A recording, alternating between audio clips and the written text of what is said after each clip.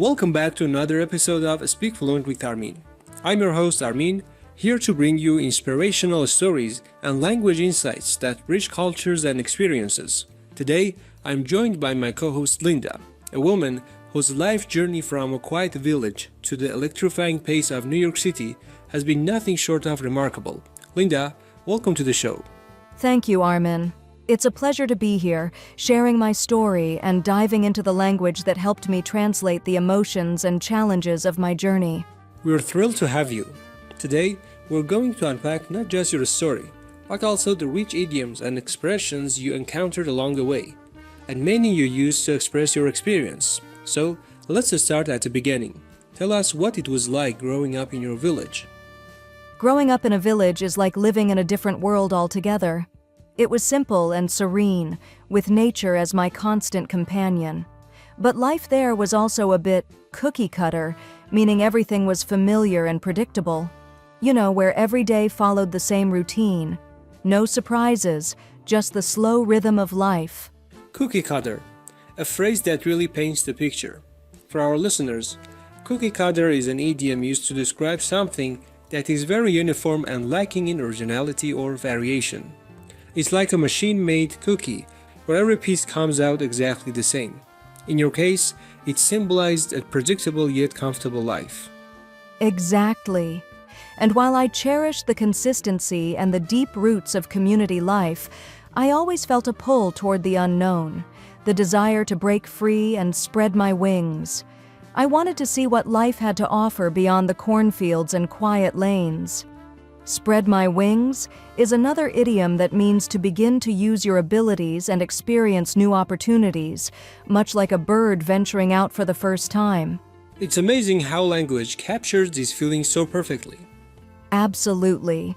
When I finally decided to move to New York, it was like stepping into a whole different realm, a veritable jungle of opportunities and challenges, all wrapped up in the energy of one of the world's most iconic cities. You mentioned a veritable jungle of opportunities. Let's break that down. Veritable is an adjective used for emphasis, meaning true or real. And when you call something a jungle, it implies a chaotic, dense, and unpredictable environment.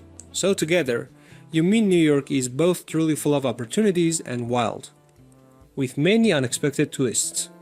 Precisely. When I landed in New York, the pace of life hit me like a freight train. It was fast, forceful, and left no room for laziness or hesitation. I remember my first week. Everything was a whirlwind. I had to learn quickly to navigate the subways, understand the slang, and adapt to a lifestyle where the phrase, "time is money," wasn't just a saying. It was a way of living. Hit me like a freight train and time is money are perfect examples of idioms that capture the intensity of those early days in a big city. The former vividly describes an overwhelming impact, while the latter underscores the high value placed on productivity and efficiency in New York. And there were plenty of moments when I felt overwhelmed, almost as if I were swimming against the tide. There were days when the sheer force of the city's demands made me question if I was cut out for this new chapter of my life. Swimming against the tide is an evocative expression that means to struggle against prevailing trends or to go against the flow in life. It's like trying to move upstream in a fast-moving river. It requires immense effort and persistence. Exactly. But I also discovered the beauty of that struggle. One of the most memorable moments came when I encountered an elderly street musician whose soulful tunes filled a tiny corner of Central Park. I sat there and listened, and in that moment, I realized that every hardship had its silver lining. The idiom "silver lining" reminds us that even in the darkest clouds, there is always a hint of hope or a positive aspect waiting to be discovered. A silver lining is indeed a powerful metaphor that encourages us to look for the good in every bad situation. It tells us that challenges often have unexpected benefits, something you experienced firsthand with that musician. That day, I also learned another important word: resilience. Resilience is the quality that allowed me to bounce back from setbacks. It's like being a rubber band that can stretch under pressure and then snap back to its original shape. It defined not only that period of transition, but also my overall approach to life in New York. Resilience is a cornerstone of personal growth. It embodies the idea that no matter how far you've thrown off course, you can always recover with newfound strength. It's heartening to hear how you embraced that quality during your toughest times. Absolutely. There was also the challenge of homesickness. I often felt like I was caught between a rock and a hard place, torn between the familiarity of my old life and the demands of my new one. For those who might not know, this idiom describes a situation in which you have two difficult choices, with no easy way out, both options presenting their own set of challenges. That perfectly captures the struggle of adapting to a new culture while still holding onto your roots. Homesickness can be a very painful experience, but it also gives you a chance to appreciate where you came from. I remember discussing this with a colleague who told me to bite the bullet and face the challenges head-on.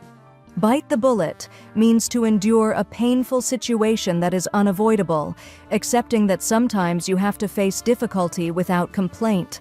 And that's exactly what I did. That idiom is all about courage, bracing oneself for hardship and stepping into challenges with a sense of determination. I love how language can encapsulate these emotions so vividly. On the flip side, my time in New York also opened my eyes to the beauty of diversity and opportunity. I came to understand that the city was a melting pot, a term that I soon learned meant a place where different cultures, ideas, and people blend together to create something unique. It was a stark contrast to the homogeneity of village life, and it expanded my horizons in more ways than one.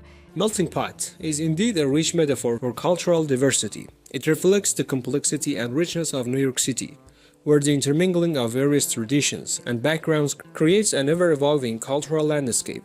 Linda, how did you adjust to these newfound differences? At first, it was daunting. I had to learn a new set of social norms, the fast-paced way of communication, and even the slang that New Yorkers throw around as casually as, "What's up?" But slowly, I started taking small steps.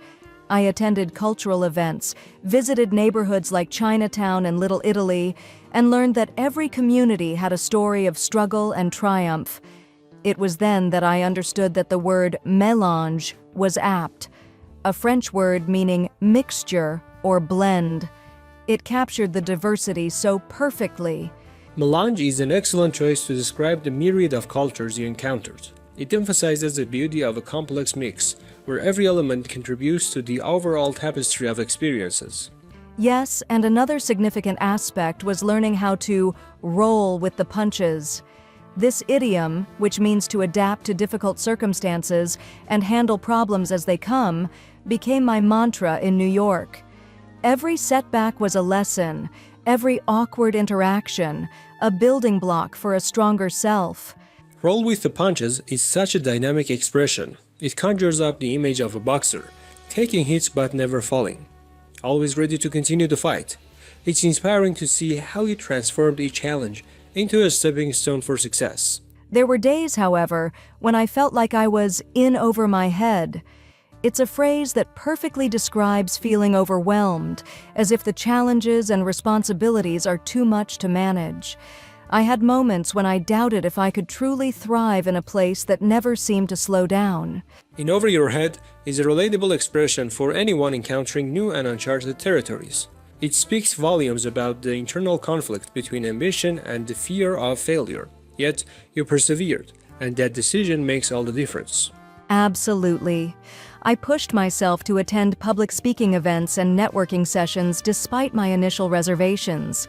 I recalled another idiom from my village days: when life gives you lemons, make lemonade. It's a call to turn obstacles into opportunities, and it became the rallying cry for my personal growth.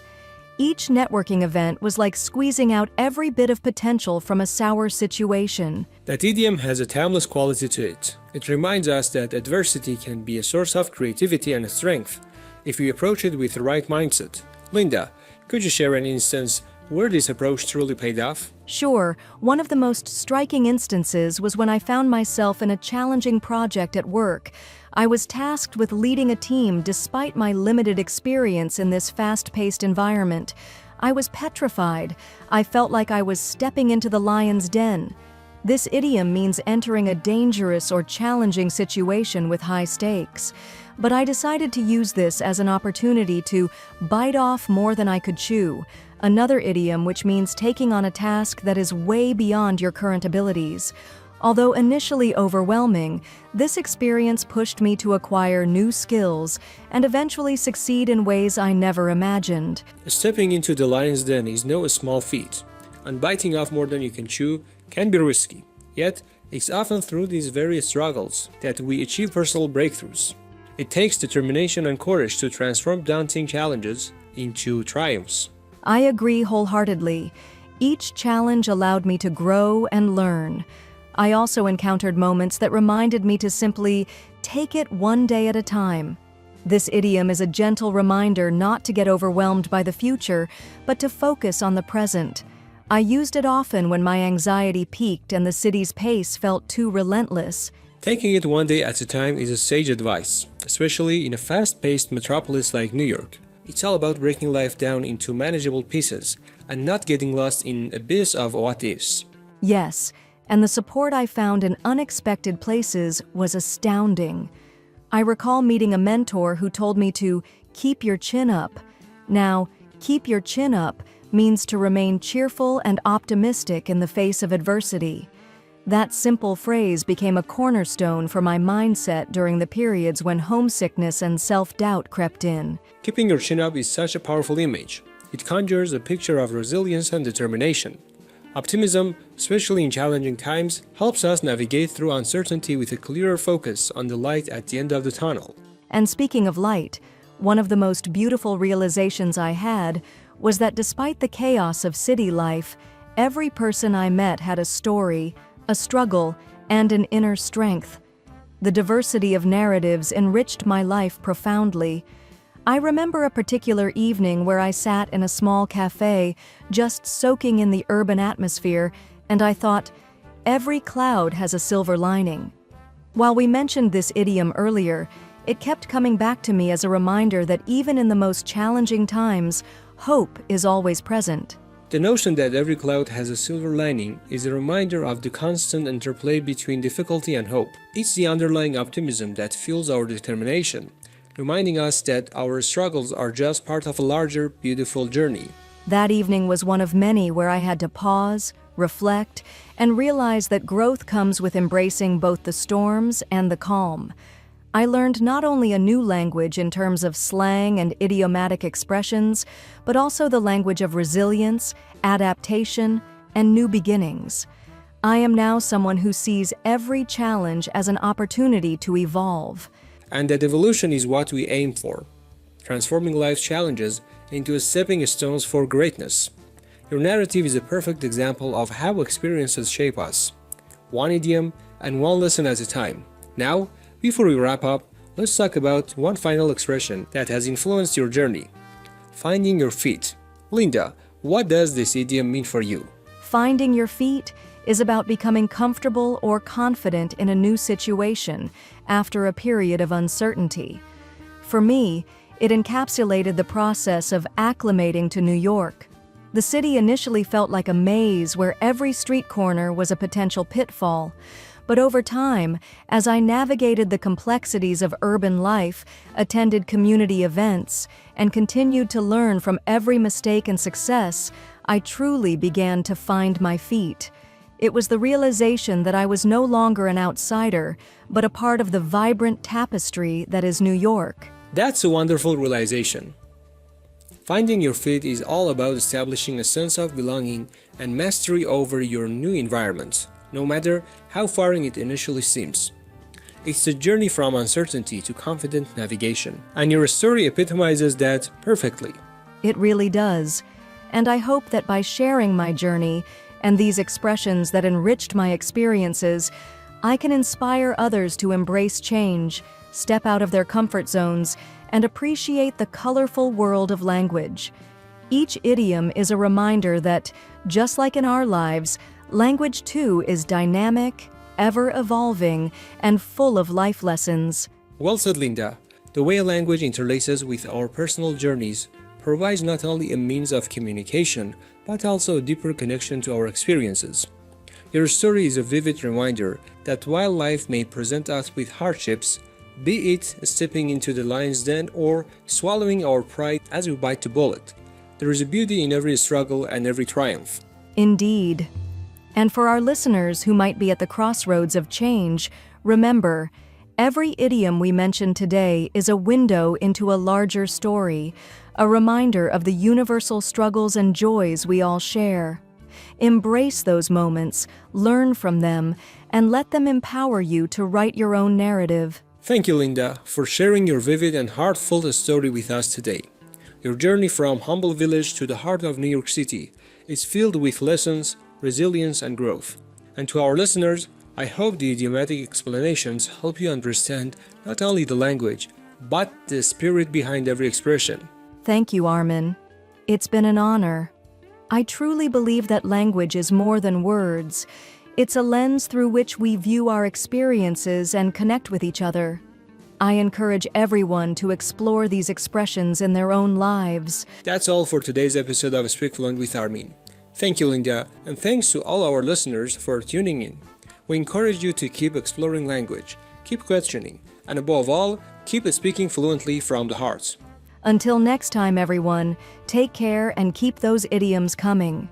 Goodbye, and remember, life is an adventure filled with the idioms and insights. Stay inspired, and see you on the next episode of Speak Fluent with Armin.